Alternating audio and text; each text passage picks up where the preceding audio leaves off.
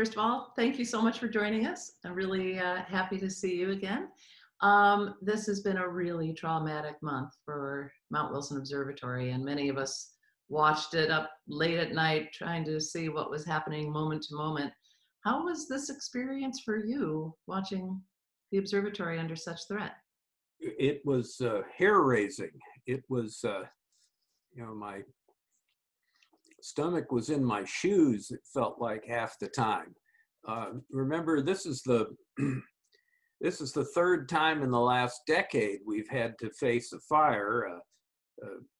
Well, the last 11 years, because the station fire, as it was known as in 2011, was almost an observatory ending event. And then we had a smaller fire in 2017, and then this was a sort of a reprise of the station fire of a similar magnitude. But the thing that was in a way scarier is that in 2009, we were the only show, and all the resources that could be brought to bear were basically available, which they weren't this time because so many places were on fire. So it was, it just added a little more spice than we needed to the drama. Did the station fire come as close to Mount Wilson as the Bobcat fire did? Actually, it didn't come as close. It came up the north side of the mountain, and I think it got within about 400 yards of the top. And this one, first onslaught, came up the east side. It came within 500 feet of the top. And there was a swath of retardant that had been put down, which stopped it at 500-foot barrier from the top. So very exciting. Now, you said the other day this one came to within 20 feet. Well, oh yeah. Now that the next episode, the next attack by the fire came up the south slope, and that was a week ago Friday, because I thought things. Remember, our staff was evacuated. These were the last 3 people on the mountain, and then they had to leave a couple of days after that. So nobody knew what was going on. The only thing that we knew was what we saw on the cameras. It's called the HP Ren cameras, and it's a camera on the top of the 150-foot solar tower, and it gives you a north, south, east, and west shot with a every 2-minute update. So I was looking at it a week ago Friday, having beaten back the fire on the east side, and I see this, all of a sudden, this sheet of flames going up down the south side, and I'm looking. Remember, the 150-foot tower is the highest point on the top of Mount Wilson. So the camera, here, so you can see it, the camera is looking down. So I'm looking down the slope. I'm looking on this south view. I'm looking over the 60-foot solar tower. I'm looking over the snow solar telescope, which is below the 60-foot solar tower. And then there's a drop-off. And behind this drop-off, I see this sheet of flames coming up, and the tower cam tends to, whatever the nature of the photographic process that they use, it makes the flames look brighter, hotter, bigger. Not that they need to look any bigger than they already were, but I thought, oh my God, it's on us. And then I called up Tom Minigini, our executive director, and I said, Tom, have you been watching this? And he said, yeah. And he said, take a look. If you notice there in the sheet of flames silhouetted in front of them are a bunch of big pine trees, and they're not burning. And he said, I think what's happened is that what we're seeing is the backfire that's been set by the Forest Service. And in fact, it was. Yet the backfire, I gather, was so close, they had to set it so close to the edge at the top of the mountain, that well, somebody said it got within 20 feet, and then David, our superintendent, told me on the phone the other day, the flames actually licked the top of the monastery. Ooh. Oh, terrifying. Now the Terrifying. monastery is a great historical significance. Yeah, and for your viewers, just to explain what the monastery is, if you'd like me to. Please. The monastery is the facility where the astronomers would stay when they were up doing their viewing. They'd come up for a few days at a time, and the astronomers that were using the solar telescopes, of which, as you know, we've got 3 up there, they would sleep like the rest of us at night, and then the astronomers that were looking at the stars, the dark skies, they would sleep during the day, and they weren't using the same beds. But anyway, so they'd go out and do their work at night in the monastery. Aside from the dormitories, as you will remember when you were there after your wonderful talk last year, there's a dining room, a sort of a library, living room, sitting area, my grandfather's library where we have a lot of his wonderful old books, a little porch that we can sit out on that looks right on the edge of the mountain, looking right over the panorama of the lights of Los Angeles, which at night, as you'll recall, is rather dazzling. So this is a wonderful facility, and there's a lot of history to it, a lot of wonderful pictures.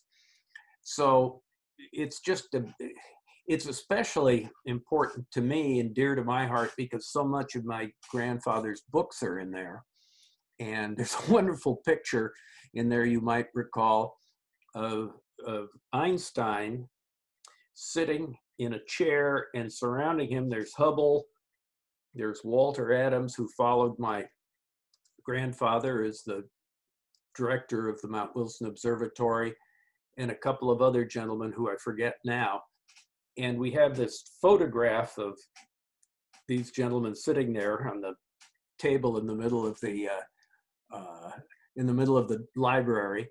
And then we have what we know as the Einstein chair. So anybody who comes gets to sit in the chair that Einstein was sitting in when that photograph was taken, probably in 1931. I hope you had a chance to sit in the Einstein. I did sit in Einstein's chair, and someone did you feel a little tingle and inspiration? In fact, I was wondering if they grabbed Einstein's chair and evacuated it off the. Laura, I asked that exact question. I said, "Did you get that picture?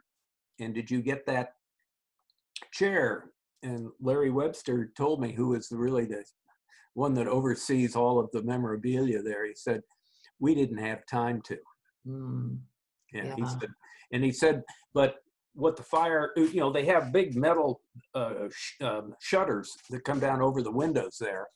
And what the fighters did was put what they call a fire blanket over the windows. So the heat from the fire wouldn't penetrate, even though the flames might, the heat would get so hot that everything would just go kaboom inside in flames. So everything, they went in after this called the Southern Onslaught, and everything was fine. Oh, I'm so happy to hear that. I noticed on one of the nights I was following it, many of us were, and the perimeter on the map kept growing closer and closer. Exactly. And then on the map, the perimeter of the fire engulfed the end of that south road, which is that is exactly right. And I was terrified. I thought, oh my gosh, the monastery's gone, and I was brokenhearted. Yeah. So I have to interject a footnote.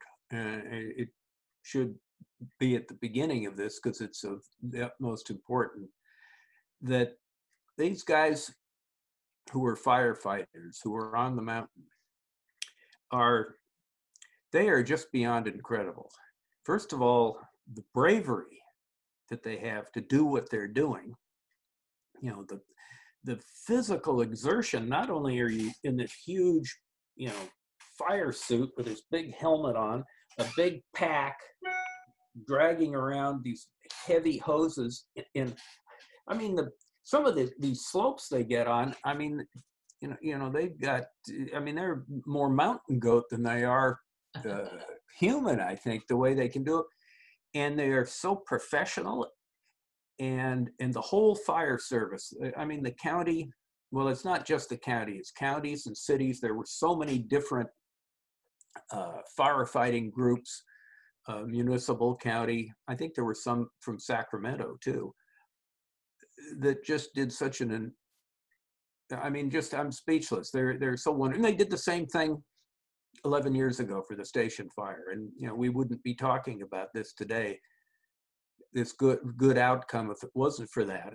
So, and wonderfully enough, sorry to keep going on and on, but Tom Minigini, our executive director, just sent me some pictures yesterday, and he had a bunch of the firefighters up in the 60-inch, letting them look through it and look at the stars. That's so wonderful. I was going to say that, when this is over, Mount Wilson. Oh, we're going to do a lot of that. Let me tell you, we are going to have so many firefighters up there for a huge thank you. Yeah. But the other thing that I want to mention, put in a plug for the Mount Wilson Institute, who runs all, as you know, runs all the facilities of the Mount Wilson Observatory. We, a number of years ago, upped our preparedness, working, because we knew this was going to happen. We knew that station fire type of an incident was going to happen again. We went to the county, and the county has a fund for things like this. I don't know exactly how to describe it, but they funded the renovation of our 530,000 gallon reservoir, which is one of three tanks that we have up there. We have almost, not too far short of 1 million gallons of water up there. So we worked with the Forest Service, or with the LA County, to renovate that. It was leaking, the roof was falling in, there were dead animals floating around in it. I mean, it was a mess. And so we renovated that. A lot of time and expense. We, through an outfit called the Ludwig Family Foundation, they gave us a grant to install new fire hydrants. The old fire hydrants were, we don't know how old they were, but they were iffy. And then they are helping us fund the building of a new water tank, which is in process now. So we were ready for this. I mean, as much as you can be ready for anything this horrific, we only used about half the water. Wow. And the firefighters were amazed. They couldn't believe that we had as much water on the ready up there as we did. So that's the good news. The bad news is, even with this, with these funds that we were given by the county and by the private donors, we dug a lot into our own endowment to make these things, bring these things up to date. And we have not had a season. We have not had the 2020 season. We've been closed, and we are usually open, as you know, from beginning of April through November, and we haven't been able to, just like Griffith hasn't been able to open because of the COVID.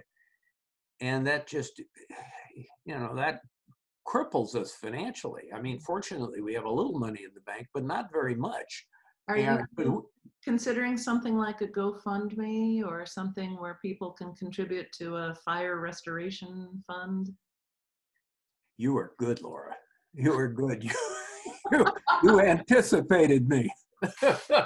You keep throwing out those lines. I like that. Oh, good. Well, I'm glad to hear it. A week ago Wednesday, the board approved a GoFundMe campaign, which we had up and running in 3 days. We're seeking $1 million.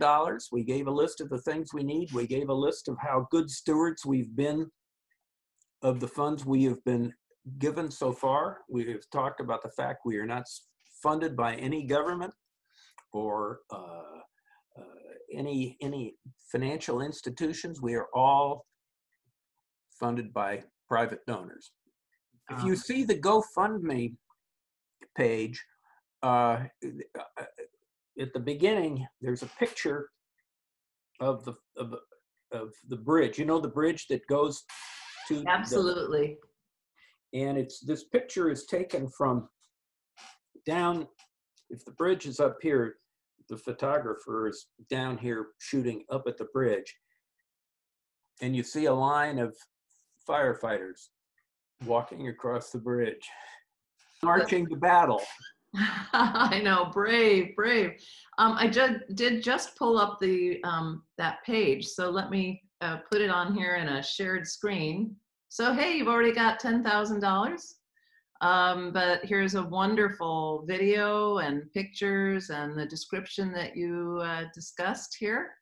So we will absolutely encourage people to go and donate what they can and help that's wonderful. this tremendous effort, because it's such a national and local and astronomy heritage site. That's right. We don't want to lose that. It's too much a part of our history, and it has to be protected, For sure. at all costs. So I hope people will contribute to it.